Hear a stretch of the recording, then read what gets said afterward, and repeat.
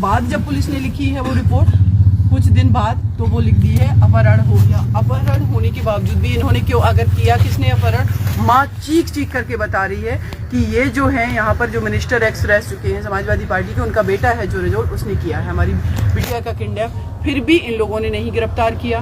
फिर ये माँ भटकती रही, यहाँ पर जो सीओ हैं उनके पास आती रही, सीओ साहब इनको भगाते रहे। तो अभी तक सीओ का क्यों सस्पेंशन नहीं हुआ, ये क्वेश्चन इनकी माँ का भी कहना है। और ये अभी एसपी साहब से बात करके आई, मैं इनके साथ थी, तो सीओ का भी सस्पेंशन हमें चाहिए, पहली बात। दूसरा, जो आपने सस्पेंड किया है लोगों को, उस चीज़ को पुलिस प्रशासन है, यहाँ के जो एसपी साहब हैं, वो आकर के मीडिया को एक प्रेस रिलीज करके उनको बताएं कि हमने अभी तक क्या क्या कार्रवाई की। ये जिम्मेदारी है आपकी, क्योंकि पुलिस की सबसे बड़ी नेग्लिजेंसी इस केस में दिख रही है शुरुआत से। दूसरा, जिस दिन एफआईआर दर्ज हुई, आपको इमीडिएटली एक्शन लेना चाहिए था। जो SC/ST एक्ट कंपनसेशन का, अभी तक कंपनसेशन, वो तो कह रहे हैं कि भेज दिया गया, लेकिन अभी तक परिवार को नहीं पता है कि कंपनसेशन आया कि नहीं। ये माँ गरीब परिवार है, ये कांसीराम जो आवास योजना है उसके अंतर्गत ये लोग रहते हैं। अभी मैं देख करके आई हूँ, नालियाँ बह रही हैं, मतलब कैसे ये लोगों को रहने के लिए हमारे देश ने, सरकार ने मजबूर कर रखा है। गंदगी फैली हुई है, नालियाँ बह रही हैं, इस कंडीशन में रह रहे हैं लोग। तो जो इनको कंपनसेशन दिया जाता अभी तक, कम से कम अगर ये SP आवास आ रही है, कोर्ट कचहरी जाना है, इनके पास पैसे तो होते अपने केस लड़ने के लिए, वो भी नहीं है। तीसरी जो इम्पोर्टेंट इन्होंने डिमांड की है वो ये है कि इनका परिवार का आरोपी ये है कि हमारी बिटिया का जो पोस्टमार्टम हुआ है, उस रिपोर्ट ये कह रही है कि 46 दिन पहले बिटिया का मर्डर हुआ, दफनाया गया, और बिटिया को जबकि किडनैप किया गया है करीब 60 से ज़्यादा दिन हो गए। तो उतने दिन हमारी बिटिया कहाँ थी? क्या उसके साथ वो किस हालात में थी? क्या उसको मारा नहीं गया होगा? क्या उसके साथ रेप नहीं किया होगा? और माँ ने तो ये भी बताया है, जब मेरी बात हो रही थी SP साहब को भी बता के आई है कि बिटिया जब यहाँ पर काम करती थी तो इस व्यक्ति ने उसके साथ रेप भी किया, लेकिन इन्होंने शर्म की वजह से नहीं बताया कि हमारी कोई सुनवाई नहीं होगी। तो इसलिए अब ये भी एक नया नहीं कहेंगे, जो माँ शर्म की वजह से नहीं बता रही थी, वो सारी चीज़ें आ गई खुल करके।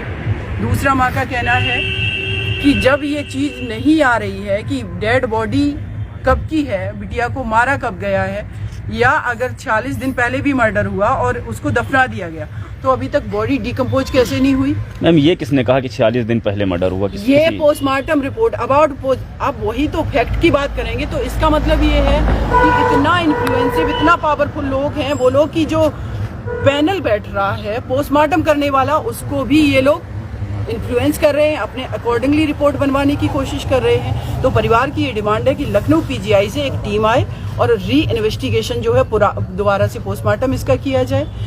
परिवार के पास में सुविधाएं नहीं है कि कैसे करके इनका आगे ये मुकदमा लड़ेंगे, सारी चीज़ वो इनको फैसिलिटी दी जाए, अन्य धाराएं बढ़ाई जाएं।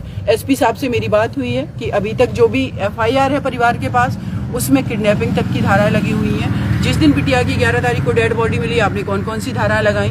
तो वो SP साहब ने मुझे बताया है कि हमने जो है धाराएं 302 बढ़ाई है, 34 बढ़ाई है, IPC 201 बढ़ाई है, ये सारी धाराएं उन्होंने बढ़ाई। सीमा जी, अब आगे कौन सा कदम उठाने जा रहे हैं, आने का मकसद बता दीजिए। खबर आई हूँ, इनको मैं पूरा सपोर्ट करूंगी, लीगल इनकी हेल्प करूंगी, क्योंकि जितना मेरे हाथ में है, मैं एक